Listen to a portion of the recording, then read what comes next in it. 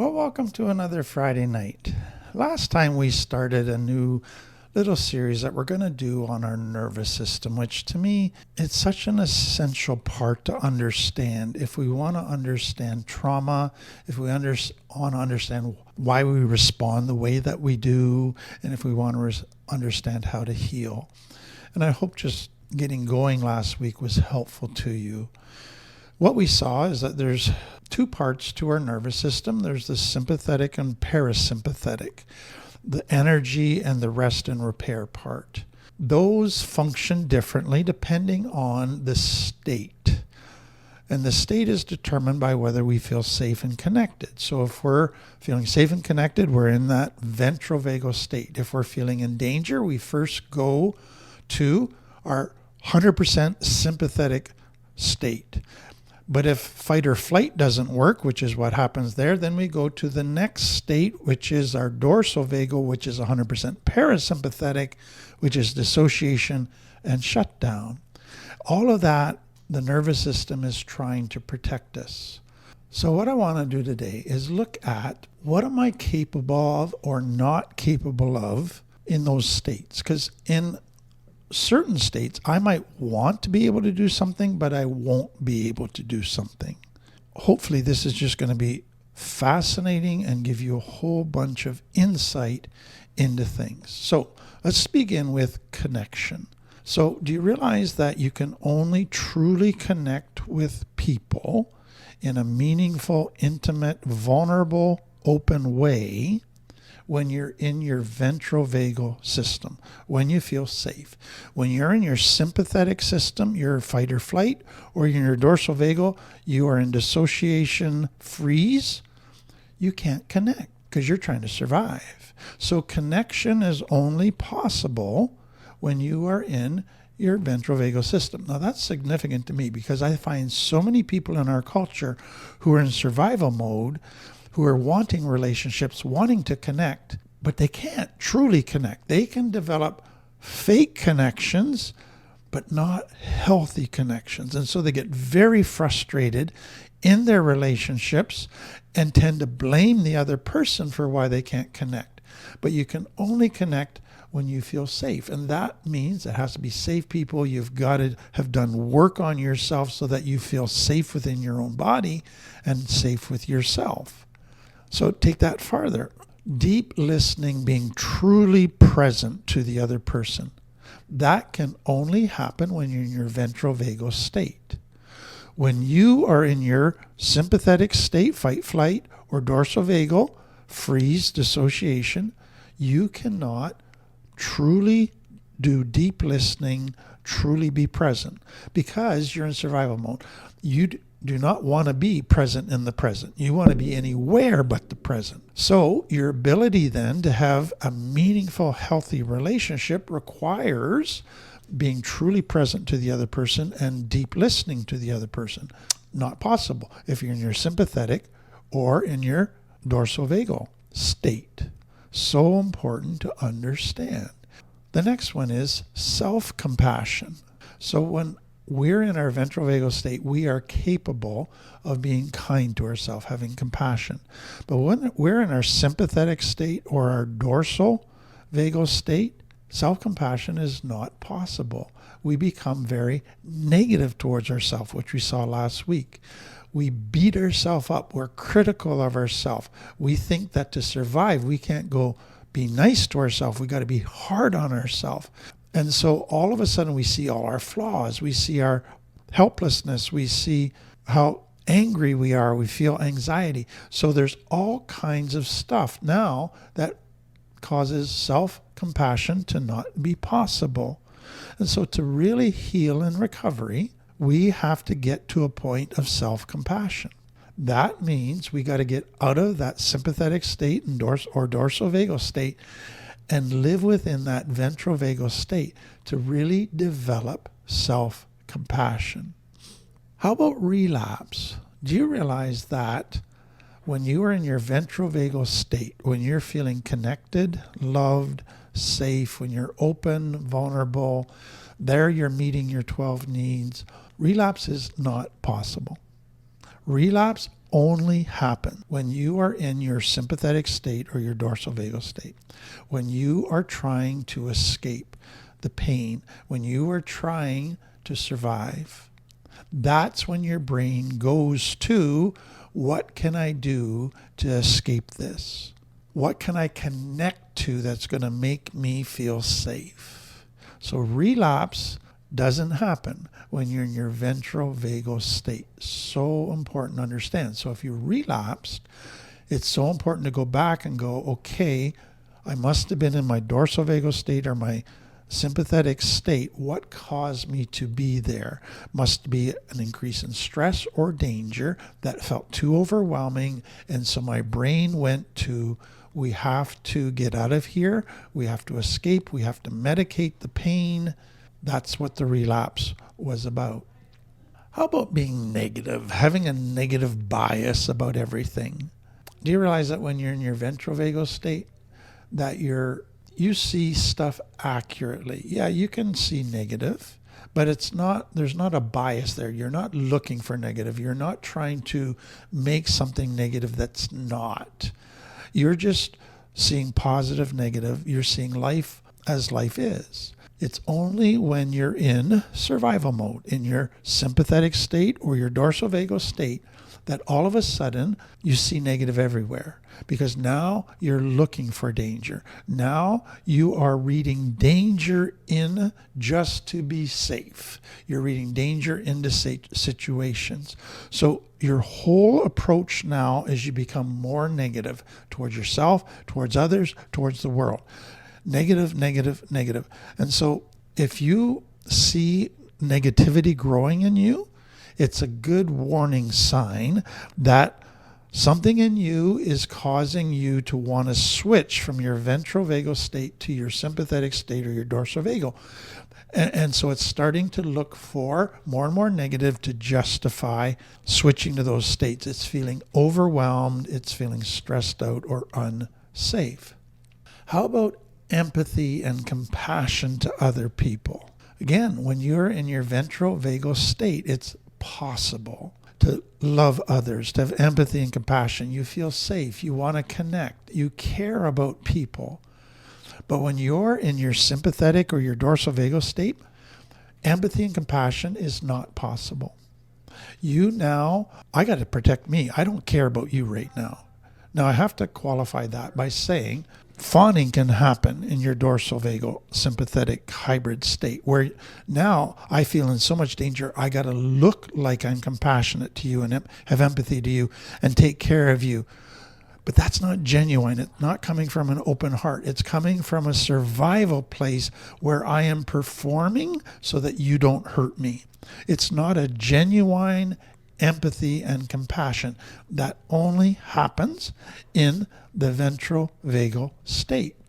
How about rupture and repair? So every relationship will have times where the relationship is ruptured.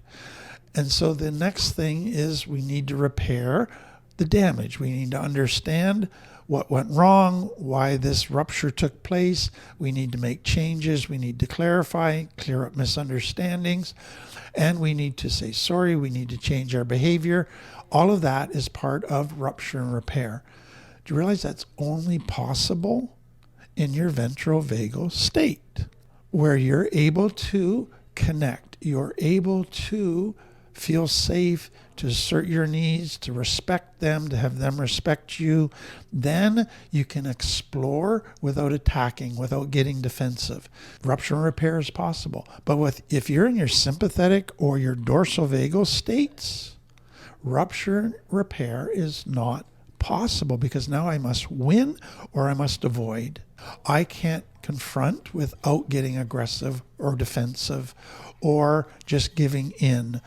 Now again, some people can fawn and it looks like there's repair. They just give in and they act so understanding, but it's not true repair.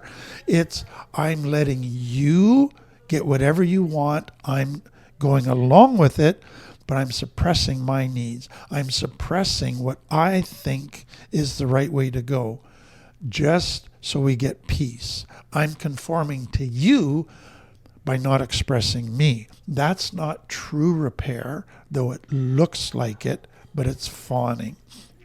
How about doing recovery? You can only do recovery well when you are in your ventral vagal state, because then you're connecting with others, with yourself. Then you're able to feel all your emotions. Then you're able to be vulnerable. Then you're able to meet your 12 needs. Then you're open to change. Then you can be consistent.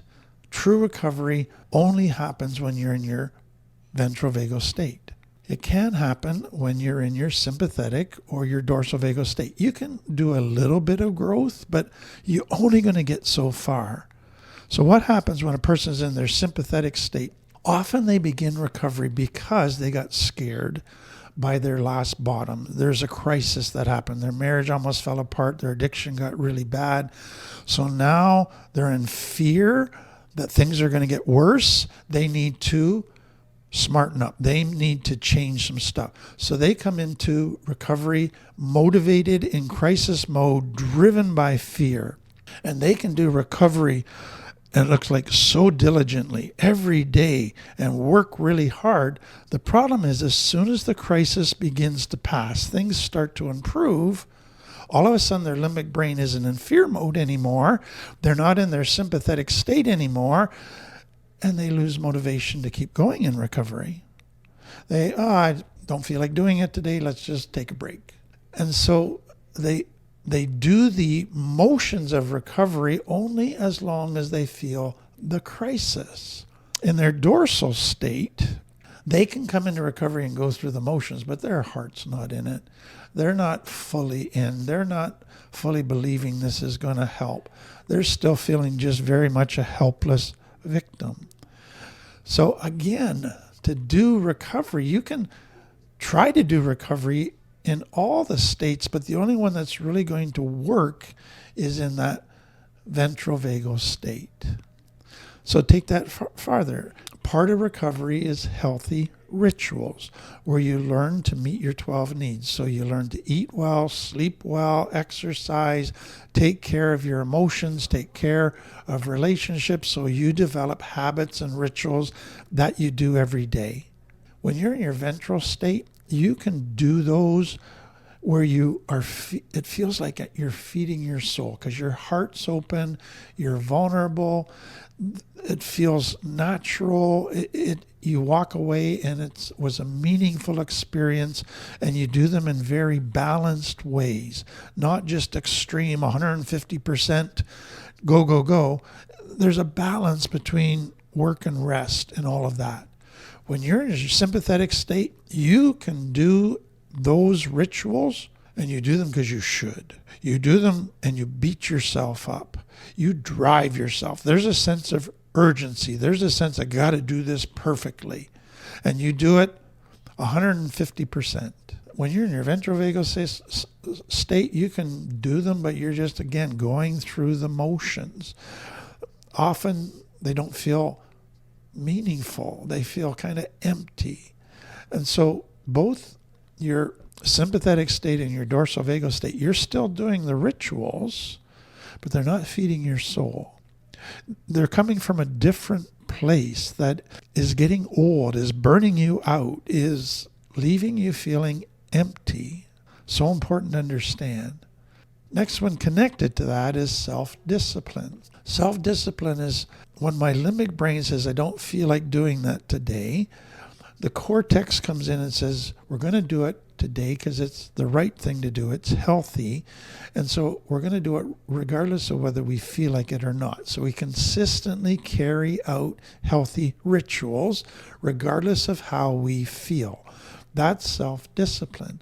We're only capable of doing that well in our ventral vagal state, because then we're disciplining ourselves with self-compassion, with consistent boundaries. We have a purpose in mind. We're future-oriented. We're thinking of what is healthy. There's a flexibility. We're very connected to our values and what is best. And so we're able to say, no, we're going to keep doing this. But when we're in our sympathetic state, we're operating out of fear of failure, out of competition, out of urgency because we're in a crisis mode. There's an anxiety. And so we're very hard on ourselves. We drive ourselves. We don't have self-compassion. We push ourselves as long as there's a crisis. And so again, we do self-discipline military style. There's a cruelty to it. There's a harshness to it. But man, it feeds shame. We burn ourselves out. There's a negativity that's depressing. And then when we're in our dorsal vagal system, we just don't have much energy. And so self-discipline, I just don't feel like it today. I just can't bring myself to do it. It feels so hopeless, so futile. And so I just can't get motivated. So self-discipline, again, for many people, sadly in recovery, they're doing self-discipline from their sympathetic system. They're still in survival mode. And it's not healthy self-discipline. It's beating themselves up in a harsh way. Couple more. How about joy and contentment? Do you realize that you only experience joy, contentment when you're in your ventral vagal system, when you're connected with people, when you're open, vulnerable, you feel safe, you can trust, then you feel joy and contentment. But when you are in your sympathetic state or your dorsal vagal state, you can feel some pleasure, you can feel adrenaline rushes, you can feel opioids, but you don't feel contentment. So you can still get some dopamine hits, you can get some opioids, you can get adrenaline rushes. That's just superficial pleasure.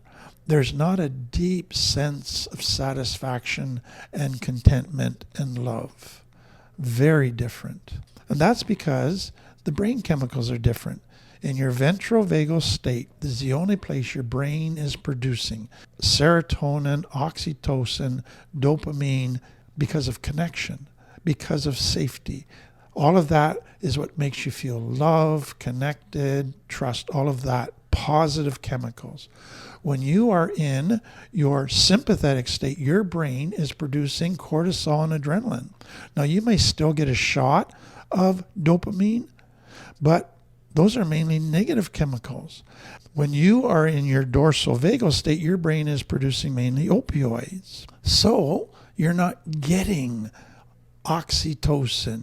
You're not getting dopamine and serotonin in the mix that you should be. So the state of your nervous system determines so much. It determines whether you can do healthy relationships. It determines whether you can do healthy recovery. It determines your emotional world. And so our goal in recovery is to be able to begin to identify what state we're in. Am I in my ventral vagal? Am I sympathetic state? Am I dorsal vagal state? If I can identify that, then how do I get back to my ventral vagal? Because that's the only place where I'm capable of doing the stuff I need to do to be a healthy person. Well, again, I hope this is helpful to you, and I just wish you the best as you go on this journey of developing a healthier and healthier nervous system.